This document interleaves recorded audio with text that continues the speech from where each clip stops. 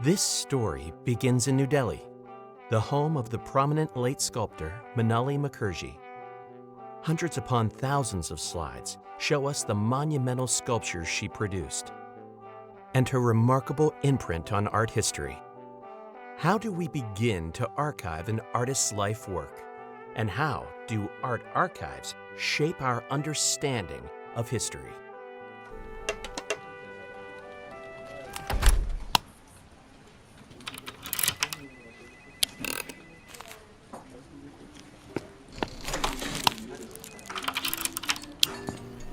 This process actually begins with first going to an artist's personal archive and seeing what material is there, with the idea of scoping and arranging that. And then we bring the material to our office to digitize. Here we digitize everything and then organize it. What's interesting in Mrinalini Mukherjee's practice is that the repetition of noting and her successively taking photographs repeatedly of the same artwork.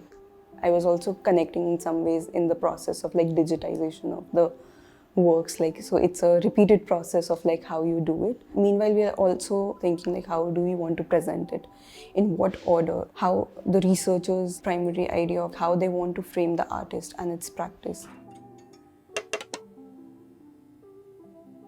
It's almost like a never-ending process. So, what did it mean to be engrossed by it, this process of archiving? Does it ever end? We have been working on Mrinalini Mukherjee archive for a very long time now. So we started sometime in early 2020 and now we are in mid 2023. But what is also interesting is to work on this massive archive in a very immersed way. And that was quite an experience for all of us. I mean, I was familiar with Mrinalini Mukherjee's practice and her artwork, and her practice has always been defined as this very intuitive, very organic practice, which it was. But when we came across the material in the archive kind of told us a very different story. The different aspects that we wanted to highlight, one was photo documentation of her artworks, her process. Also her process where she's making these amazing installation instructions, very precise, very controlled drawings with annotations, to kind of give instructions how to pack her artworks, how to install it, how to display, how to fold it, how to vacuum clean it. I would sit with these digitized files, thousands of them, to make selection. And after a point, everything would look the same. I would dream of these kind of infinite Excel sheets and then empty Excel sheets. I'm just scrolling down and there is nothing on the Excel sheet. Another dream that I remember was where I was sleeping and then the quilt that I was sleeping, and I saw a quilt with these images of 35mm slides all over the quilt.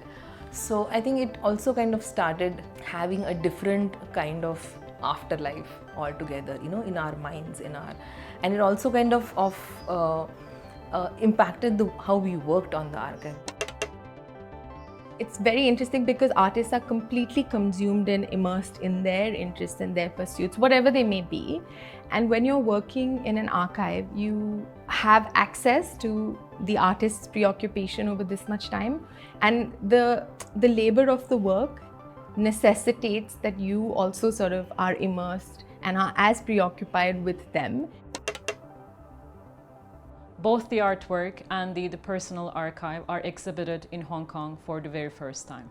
So our team has this incredible opportunity to have a first-hand experience with these artists' personal archives. And for us, what we would like to do is to extend that opportunity, extend the invitation to our users so that we can create these intimate experiences with artworks as well as archival materials. I think the work of archivists is absolutely vital and crucial. I always say that I don't think archives are static entities. They, in fact, are breathing, living, and changing, and they transform with subsequent generations of historians, academics, artists, whoever engages them. Our conception of the archive is also something that knows it all or produces all the answers to something, but it's also about generating questions. It's also about creating relationships with material, right? And I think that's what Asia Archive does really well. You realize that the work you're doing today will have immense impact in the future. And so therefore you sort of go and commit to the ordinary every day, knowing that you don't have to think about it in a short stretch of time, but in a much sort of longer durée of history.